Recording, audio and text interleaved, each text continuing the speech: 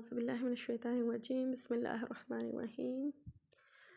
السلام علیکم ورحمۃ اللہ وبرکاتہ۔ آج کا ہمارا ٹاپک ہے عدل۔ عدل کے ہم معنی و مفہوم پڑھیں گے، قرآن و حدیث کی روشنی میں اس کی اہمیت کا جائزہ لیں گے۔ عدل کے معنی کیا ہے؟ عدل ایکچولی ظلم کی ضد ہے، اور اس کے معنی یہ ہیں کہ کسی بھی بوجھ کو، کسی بھی چیز کو دو برابر حصوں میں تقسیم کر دیا جائے، ایسا کہ دونوں طرف برابر یکساں بوجھ ہو، عدل کہلاتا ہے۔ یعنی افراط و تفریط سے بچنا اور ہر چیز کو اس کے محل وقوع پر رکھنا ہی عدل کہلاتا ہے۔ یعنی توازن رکھنا اور قائم رکھنا، سیدھا کرنا، برابر کرنے کے معنی میں بھی عدل جو ہے وہ استعمال کیا جاتا ہے۔ اصطلاحی مفہوم میں ہم دیکھتے ہیں کہ عدل سے مراد یہ ہے کہ انسانی زندگی کے ہر دو پہلو یعنی انفرادی اور اجتماعی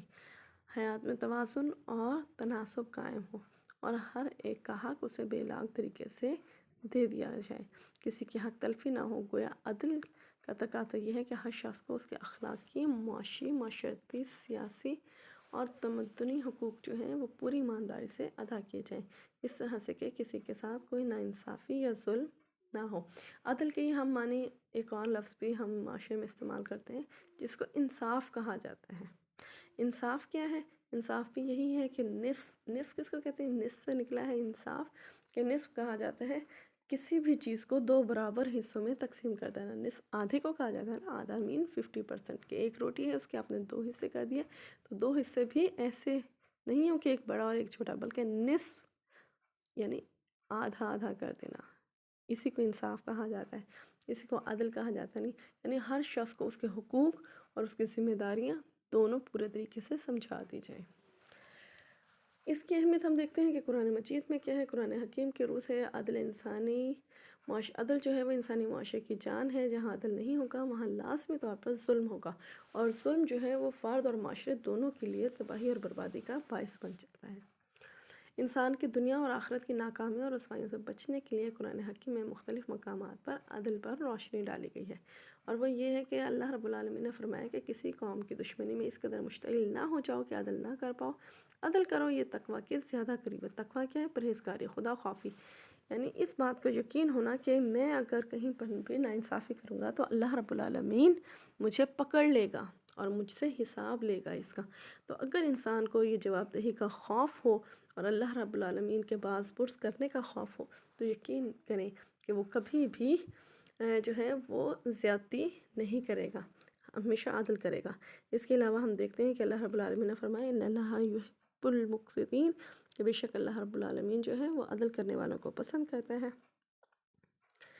پھر مزید یہ فرمایا کہ انبیاء اور رسول اور یہ کتاب جو نازل کی گئی ہے، نزول کتاب کا عظیم ترین مقصد ہی یہی تھا کہ لَقَدْ أَرْسَلْنَا رُسُولَنَا بِالْبَيِّنَاتِ وَأَنزَلْنَا مَعَهُمُ الْكِتَابَ وَالْمِيزَانَ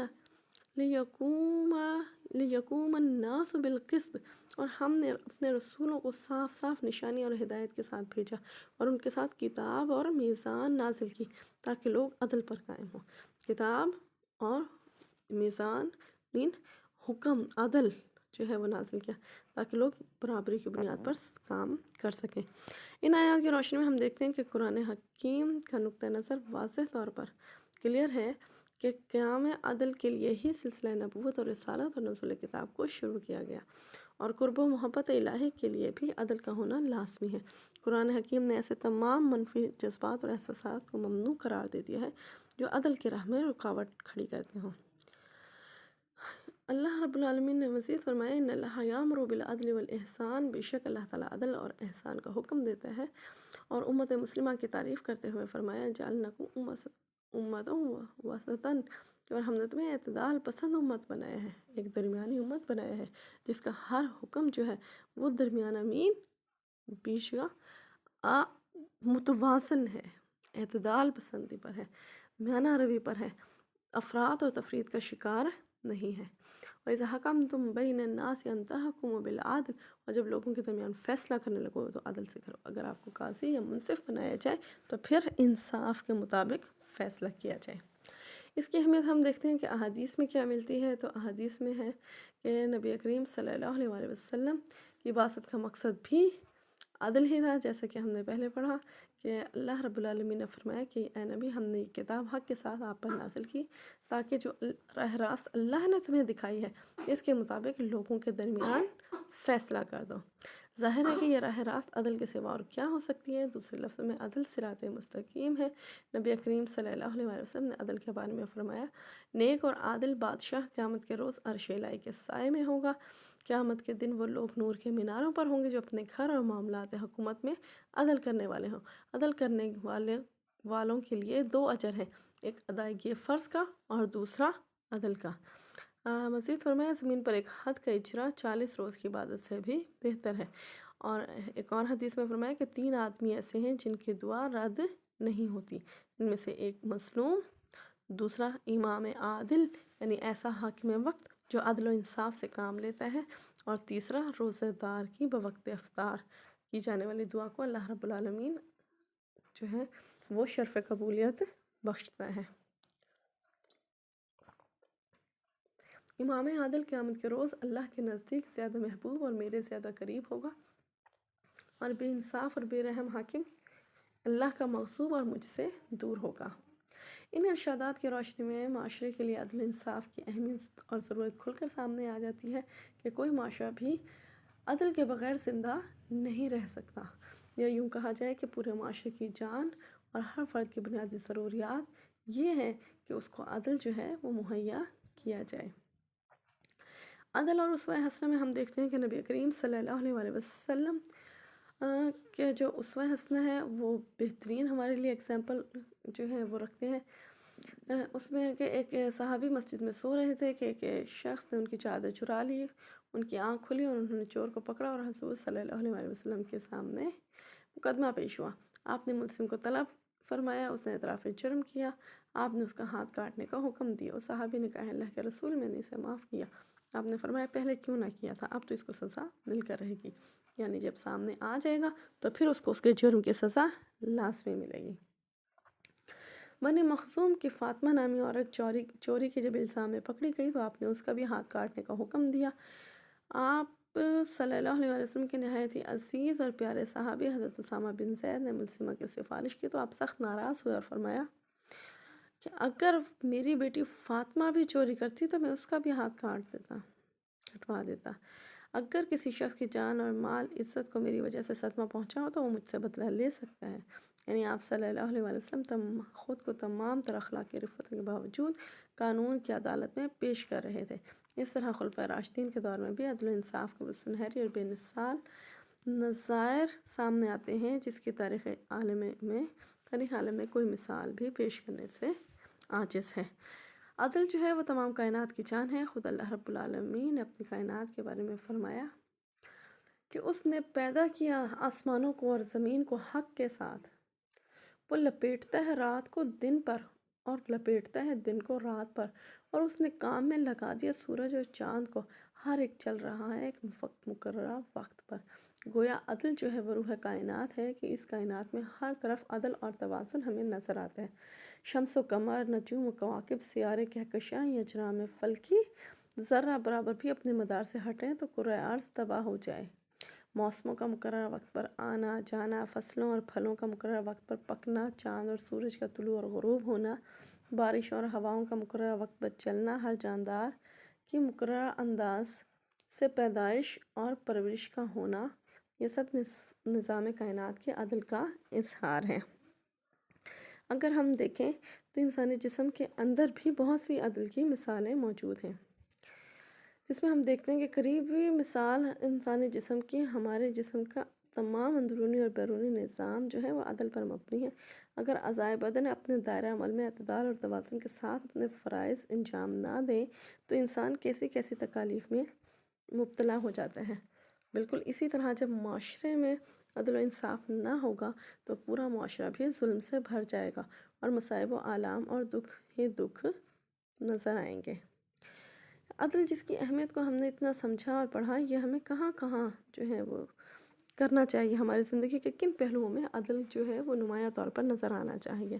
اس کی اہمیت کو ہم دیکھتے ہیں کہ شعبہ ہے زندگی میں عدل کی اہمیت کیا ہوگی کہ سب سے پہلے اپنی ذات سے عدل کرنا، اہل خانہ سے عدل کرنا، فریقین کے درمیان عدل کرنا، عدالتی معاملات میں عدل کرنا، ریاستی معاملات میں عدل کرنا، تجارت میں عدل ہو، اقتصادی پالیسیوں میں عدل ہو اور دشمنوں کے ساتھ بھی۔ اپنی ذات سے عدل یہ ہے کہ اللہ تعالیٰ نے جس کام کے لیے آپ کو تخلیق کیا ہے وہ اسی طرح سے ادا کیا جائے۔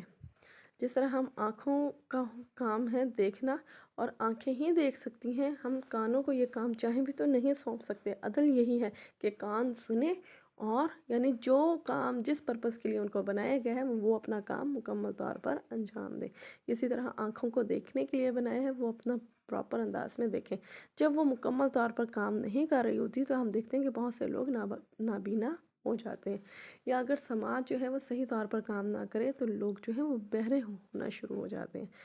تو گویا کہ ان کی زندگی میں ان کے اعضاء میں جو ہے وہ افراد اور ان کے اعضاء جو ہیں وہ افراد اور تفرید کا شکار ہونا شروع ہو جاتے ہیں۔ تو اپنے ذات سے عدل یہ ہے کہ اللہ رب العالمین نے انسان کو ذمہ داریاں اور جو فرائض اس کے سپرد کی ہیں ان کو بحسن خوبی ادا کرے۔ اہل خانہ سے عدل یہ ہے کہ بچوں کی بہترین تربیت کی جائے، بیوی کے ساتھ حسن سلوک کیا جائے، والدین کے ساتھ محبت اور شفقت سے پیش آیا جائے، بہن بھائیوں کے جو ہے وہ صلہ رحمی اور قرابت داری کا احساس کیا جائے اور تمام حقوق کی صحیح طرح پر ادائیگی جو ہے وہ کی جائے، تو یہ اہل خانہ کے ساتھ عدل ہوگا۔ پھر ان کی بہترین انداز میں تربیت کرنا، ان کو گناہوں سے بچانا، ان کی تربیت کے ساتھ ساتھ ان کو اللہ کی طرف جو ہے وہ راغب کرنا، ان کی اصلاح کی کوشش کرنا عدل کہلاتا ہے۔ پھر اس کے بعد ہم دیکھتے ہیں فریقین کے درمیان عدل، اس میں کیا ہے کہ اگر کسی تنازع میں، کسی لڑائی جھگڑے میں اگر آپ کو منصف بنا دیا جائے تو فریقین کے درمیان فیصلہ کرنے کے لیے کیا کیا جائے کہ انسان جو ہے وہ ہمیشہ عدل کے پہلو کو سامنے رکھے۔ وَإِذَا حَكَمْتُمْ بَيْنَ النَّاسِ أَن تَحْكُمُوا بِالْعَدْلِ، جب لوگوں کے درمیان فیصلہ کرنے لگو تو انصاف سے کرو، اور لہٰذا جس نے زیادتی کی ہے اس کو زیادتی کا بدلہ دیا جائے، اور جس کے ساتھ ظلم ہوا ہے اس کا ازالہ کیا جائے۔ اسی طرح اللہ رب العالمین نے فرمایا کہ اگر مومنوں کے دو فریق آپس میں لڑ پڑیں تو ان میں عدل کے ساتھ صلح کرا دیا کرو، یعنی جس نے غلطی کی ہے وہ سوری کرے اور جس کے ساتھ زیادتی ہوئی ہے اس کی زیادتی کی تلافی کی جائے۔ نبی کریم صلی اللہ علیہ وسلم نے فرمایا جو شخص 10 آدمیوں پر بھی حاکم بنایا گیا وہ قیامت کے دن اس حالت میں پیش ہوگا کہ اس کے ہاتھ گردنوں کی طرف ہوں گے، یا تو پھر عدل کی بنا پر اس کے ہاتھ کھول دیے جائیں گے یا بے انصافی کی بنا پر دوزخ میں گرا دیا جائے گا۔ عدالتی معاملات میں عدل یہ ہے کہ عدل اگرچہ زندگی کے ہر قدم اور سانس میں ضروری ہے، لیکن عدالتی عدل جو ہے وہ سب سے زیادہ اہم ہے۔ اسلام نے رشوت کو حرام اور جھوٹی گواہی کو شرک کے بعد سب سے بڑا گناہ قرار دیا ہے کہ یہ وہ چیزیں ہیں جو عدل کی راہ میں رکاوٹ ڈالتے ہیں۔ لہٰذا عدالتی کارروائی کے لیے قرآن حکیم اور احادیث مبارکہ میں متعدد مقامات پر تاکید کی گئی ہے کہ اس میں بدعنوانی کو دنیا اور آخرت کے لیے مہلک ترین قرار دیا ہے اور ظالم حاکم کے لیے جا بجا وعیدیں موجود ہیں۔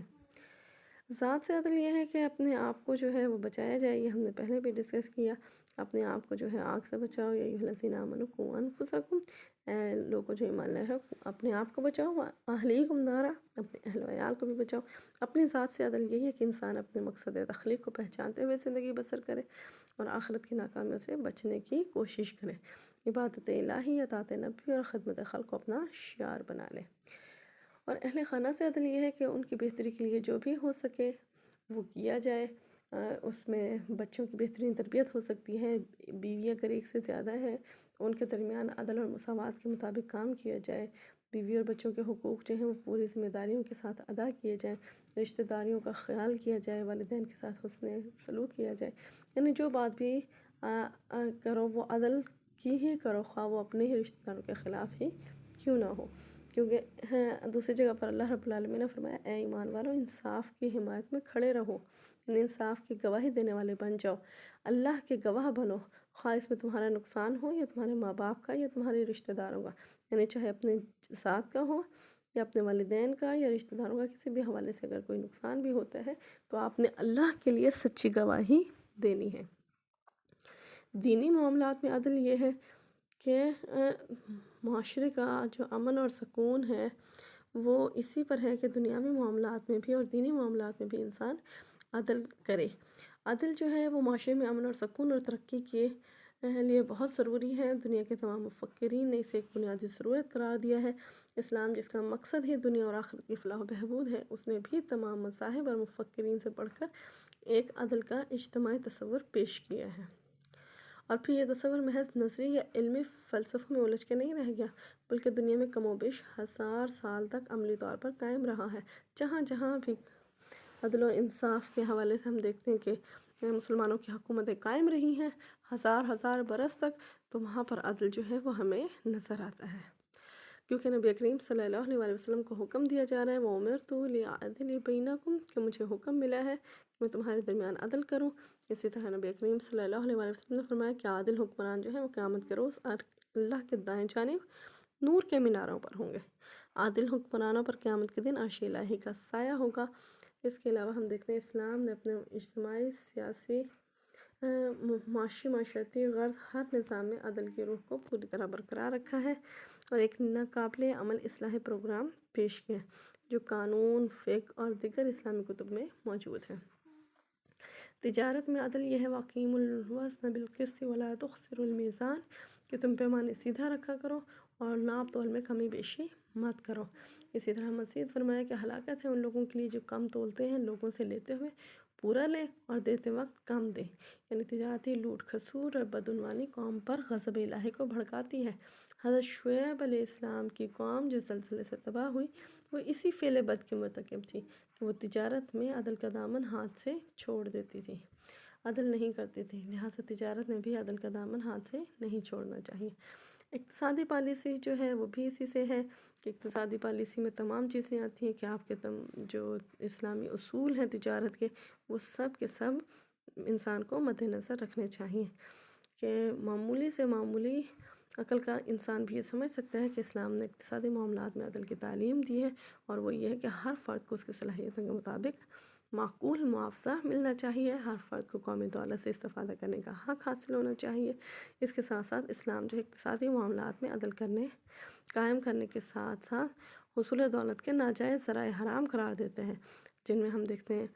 کہ ارتکاز دولت ہے، جس میں ملاوٹ ہے، لوٹ کھسوٹ ہے، ناپ تول میں کمی بیشی ہے، اس طرح کے ذخیرہ اندوزی ہے، یہ سب کے سب اسلام نے حرام قرار دیے ہیں، اور اسلام جو ہے وہ ان چیزوں کے خلاف ہے، اور ایک ایسا اقتصادی فطری نظام پیش کرتا ہے جس میں معاشرے کا کوئی فرد بھی خود ایک لباس، پوشاک، تعلیم، علاج، نکاح اور ذہنی سکون جیسے بنیادی ضرورت سے محروم نہیں رہتا۔ یعنی مکمل معاشرتی نظام جو ہے اسلام دے رہا ہوتا ہے۔ دشمنوں کے درمیان عدل یہ ہے کہ ان کے ساتھ بھی اگر وہ حقبر ہوں تو ان کو پورا انصاف کے ساتھ معاملہ ان کے ساتھ طے کیا جائے۔ وہ دشمنوں کے ساتھ بھی عدل و انصاف کا حکم دیتے ہیں، اور بلکہ ہم دیکھتے ہیں کہ دور نبوی میں بھی اور خلافت نبوی میں بھی اس کی مثالیں جو ہیں وہ موجود ہیں، دور صحابہ میں بھی ہمیں اس کی مثالیں ملتی ہیں۔ ہندو مت، یہودیت، عیسائیت، بدھ مت، زرتشت یا جدید دور کا کوئی بھی وحشی مذہب ہو یا مغربی تہذیب ہو، پھر بھی ہر خود ساختہ ترقی پسند دہریت، یعنی سب کا اگر ہم مطالعہ کریں تو ہم اس میں دیکھتے ہیں کہ تمام نظام جو ہیں وہ افراد اور تفرید کا شکار ہیں، انسانوں کے درمیان چیتے اور بھیڑیے کا سا رشتہ استوار کرتے ہیں، کہ ظالم لوگ جو ہیں، جو طاقتور لوگ ہیں، وہ کمزوروں کا خون تک چوس جانے پر بھی اکتفا نہیں کرتے، انسانوں سے جانور جیسا سلوک کرتے ہیں، اور پھر جو قابض ہو جاتے ہیں یا فاتح بن جاتے ہیں، ان کا جو ہے انسانوں کا قتل عام جو ہے ان فاتحین کا بہترین یا پسندیدہ مشغلہ شمار ہوتا ہے۔ لیکن ہم دیکھتے ہیں کہ اسلام نے چشم فلک نے دشمنوں کے ساتھ عدل ہوتا ہوا آج تک نہیں دیکھا تھا، لیکن نبی کریم صلی اللہ علیہ وآلہ وسلم کی بے شمار مثالیں آپ کی سیرت کی ایسے ملتی ہیں کہ آپ نے دشمنوں کے ساتھ حسن سلوک سے مظاہرہ کیا، جس میں ہم دیکھتے ہیں بدر کے قیدی ہیں، یا فتح مکہ کے بعد دشمنان اسلام بدر کے قیدی ہیں، تو ان کے بارے میں ہم دیکھتے ہیں کہ صحابہ کرام جو ہے ان کے ساتھ بہت حسن سلوک کا مظاہرہ کرتے تھے۔ ایون بدر کے قیدی جو بعد میں مسلمان ہوئے یا آزاد ہوئے، انہوں نے خود کہا کہ اگر ان کے پاس ایک وقت کے کھانے کی ایک شخص کی روٹی ہوتی تھی تو یہ خود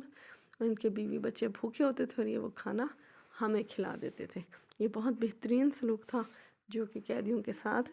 کیا گیا، اسلام نے روا رکھا۔ اور پھر فتح مکہ کے موقع پر ہم دیکھتے ہیں کہ دشمنان اسلام جنہوں نے مسلمانوں کو اور خود رسول اللہ صلی اللہ علیہ وسلم کو اور آپ کے اہل خانہ کو سخت تکلیفیں دیں، ظلم سہے، آپ نے ان کی طرف سے دیے جانے والے، لیکن اس کے بعد بھی آپ نے کیا کیا کہ عدل تو یہ ہوتا کہ ان کے ساتھ ان سے برابری کا سلوک کیا جاتا ہے، بلکہ آپ نے تو احسان کا رویہ ان کے ساتھ جو ہے وہ رکھا کہ انہوں نے سب کے سب دشمنوں کو معاف کر دیا، جس پر اہل یورپ اپنی درندگی چھپانے کے لیے آئے دن ہم دیکھتے ہیں کہ اسلام پر الزامات لگاتے ہیں، حالانکہ ایسی کوئی نظیر بھی نہیں ملتی کہ دشمنوں کے اوپر جب انسان غالب آ جائے۔ تو ہٹلر کو ہم دیکھتے ہیں، اس نے جب غالب آیا، وہ جرمنی سے اس کا تعلق تھا، اور جب وہ ہٹلر یہودیوں کے اوپر قابض ہوا، غالب آیا، فاتح بنا، اس نے یہودیوں کا قتل عام کیا۔ صلیبی جنگیں جو ہیں اس میں ہم دیکھتے ہیں، اس کے علاوہ اور بھی ہم جو ہے اس طرح کے جو کافر لوگ تھے ان کے فاتحین کے جب ہم ہسٹری پڑھتے ہیں تو وہ نپولین بوناپارٹ ہو یا ہٹلر ہو یا کوئی اور ہو یا چنگیز خان اور ہلاکو خان، انہوں نے فاتحین بننے کے بعد جن کے اوپر وہ فاتح ہوئے ان کا قتل عام کیا، لیکن ہم دیکھتے ہیں کہ اسلام نے ایسا کچھ نہیں کیا۔ مختصر یہ کہ اسلام جو ہے وہ دشمنوں کے ساتھ بھی عدل کرنے کی بہترین تعلیم دیتا ہے، اور ایسی تعلیم دیتے ہیں جو تمام مذاہب اور نظریات اس میدان میں جو ہیں وہ کوئی بھی تعلیم نہیں دیتے، کہ تمام کے تمام مذاہب اس طرح کی تعلیمات دینے سے قاصر ہیں۔ آج کا ہمارا ٹاپک تھا عدل و انصاف، مکمل ہوا۔ السلام علیکم ورحمۃ اللہ وبرکاتہ۔